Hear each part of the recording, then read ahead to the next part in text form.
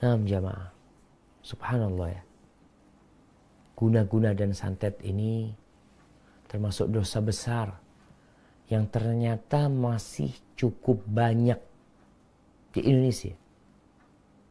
Walaupun mungkin sudah berkurang tidak seperti masa lalu. Anak ingat di kampung anak dulu, ketika anak SD ada tuh dukun santet di kampung. Kita biasanya kalau maghrib itu sering melihat seperti panah api. Itu sebelum maghrib. Itu orang kampung mengatakan itu lemparan tukang-tukang santet dan guna-guna. Waktu di pesantren dulu kita pernah melihat lampu berjalan. Lampu minyak tuh terbang. Iya, sihir dan santet. Bagaimana cara kita menyelamatkan diri dari santet dan guna-guna? Kita tahu bahwa santet dan guna-guna adalah dari syaitan. Dan tentunya menyelamatkan diri dengan cara kita membentengi diri kita dengan zikrullah. Di antara yang perlu dibaca adalah Qul huwallahu ahad, Qul a'udzu birabbil falaq. Kita lihat nih, min syarri ma khalaq. Kita berlindung kepada Allah, Rabbnya subuh, dari kejahatan ciptaannya. Wa min syarri ghasiqin idza waqab. Dan dari kejahatan malam apabila telah gelap gulita. Wa min syarrin naffatsati fil uqad. Nih. Dan dari kejahatan tukang-tukang sihir, tukang-tukang santet yang mereka meniup buhul-buhul tali mereka. Wa min syarri hasidin idza hasad.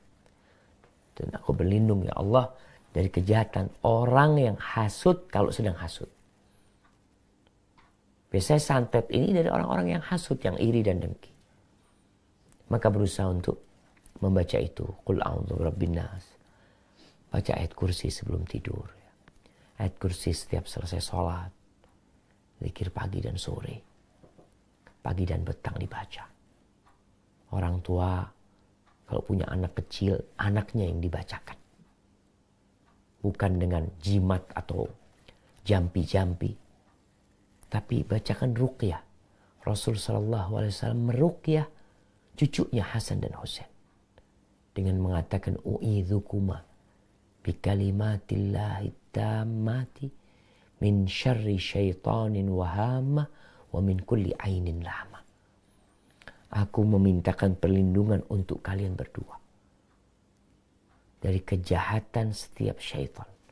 Dan setiap binatang-binatang yang berbisa, binatang-binatang yang berbahaya, dan dari setiap mata yang hasud, yang mencela. Kata Nabi SAW, Kana Ibrahim alaihissalam. Dulu Nabi Ibrahim alaihissalam biasa membacakan hal ini untuk Ismail dan Ishak. Maka adalah kita berusaha untuk membaca hal itu. Kemudian rumah kita juga perlu kita membaca Al-Baqarah. Baca surat Al-Baqarah. Kalau nggak mampu baca capek, mungkin kita bisa menjadikan rumah kita senantiasa terdengar ayat-ayat Al-Quranul Karim. Bukan yang ada dalam rumah adalah lantunan-lantunan syaitan. Tapi yang ada adalah kalamur rahman. Yang kita dituntut untuk sebagai seorang muslim untuk membaca Al-Quranul Karim. Baca Al-Quranul Karim. Kemudian juga untuk terhina dari guna-guna dan santet ya. Kalau memang itu belum terjadi, maka berusaha seorang untuk berbuat baik kepada orang. Karena terkadang ada orang-orang yang menjadi tempat iri dan dengki bagi masyarakat karena dia buruk bermuamalah sama orang.